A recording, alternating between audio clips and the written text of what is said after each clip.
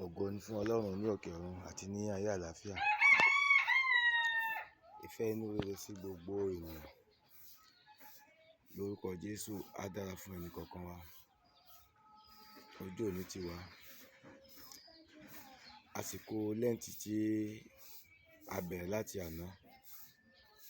Àwa tí a bẹ̀rẹ̀ rẹ̀ náà la parí ẹ̀ láyọ̀ àti àlàáfíà. Tá a bá wò á rí pé a wà nínú oṣù ìrònúpìwàdà. À ń pe gbogbo wa pátá sí àkíyèsí, ní pàtàkì lọ àwa Kristẹni. Ẹ jẹ́ kí á lọ ní ìrònúpìwàdà. Ọlọ́run kò fẹ́ ikú ẹlẹ́ṣẹ̀ bí kò ṣe kó ronúpìwàdà. Ìrònúpìwàdà òun ni Ọlọ́run fẹ́ wá sí. Ẹ jẹ́ ká mọ ọmọ ẹni tí à ń ṣe. Jayéjayé kọ́ mọ ayé jẹ o. Àwa tá a láfẹ́ ayé ká jẹ níwọ̀nba.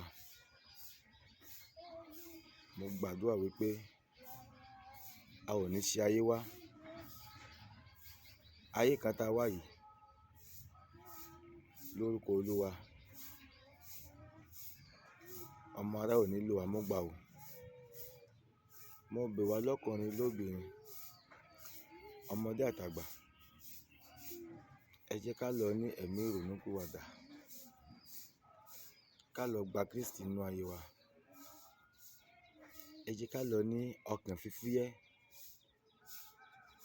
Ká lọ jáwọ́ nínú àwọn ìwà ìkọ̀rọ̀ tá à ń ṣe, tá a lérò pé báyá ẹnìkan kò rí wa. Bí ọba ayé ò rí wa, ọba ọ̀run rí wa. Gbogbo ibi tá à ń kó sí, gbogbo ibi tá à ń lọ sọ́tùn sósì, báyá láti fi ba tèèyàn jẹ́, lọ jáwọ́ ńbẹ̀. Orúkọ tẹ́ ẹ̀ ń gbé káàkiri, ẹ bá mi pa lágbájá, ẹ bá mi ṣe kí lágbájá kó wálẹ̀. Èrè ó lérè o. Tá a bá ní kò lérè, irọ́ la pa o. Kò sí èyí tí ò lérè o. Kí a máa rántí wípé ohun tí a bá gbìn la ó ká. Ìyẹn mò ń pè wá lákíyèsí fún pé ká gbin ohun tí ó dára o. Ìgbà ìrònú ni a wà yìí. Má ṣìkà o, má ṣebi. Oore ló mọ̀ ọ́n ṣe ni, tẹ̀síwájú. Ibi ló mọ̀ ọ́n ṣe ni, tẹ̀síwájú. Ọ̀rọ̀ Ọlọ́run sọ wípé èmi ń bọ̀ kánkán, èrè mi ń bẹ pẹ̀lú mi láti san fún olúkúlùkù gẹ́gẹ́ bí iṣẹ́ ọwọ́ rẹ̀.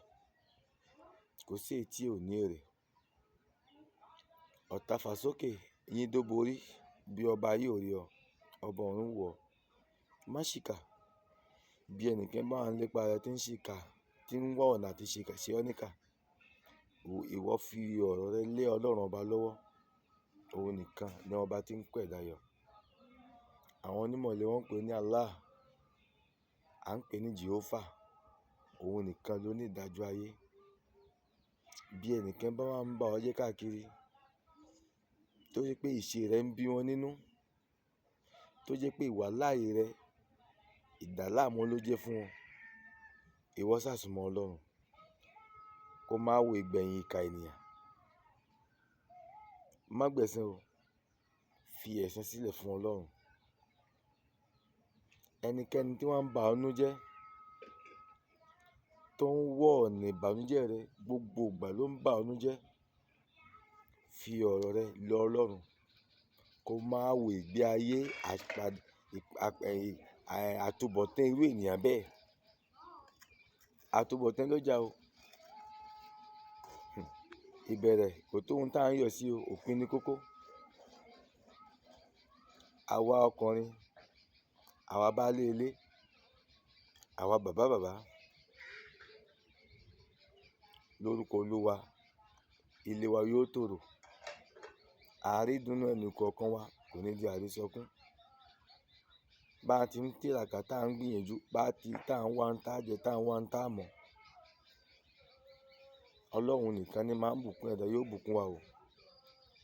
Ọlá oṣù àánú tá a wà ńbẹ̀ yìí, àsìkò ìrònúpìwàdà tá a wà ńbẹ̀ yìí, àwa baálé ilé, lọ́kùnrin lóbìnrin, àwa responsibility, àwa ni mò ń bá wí.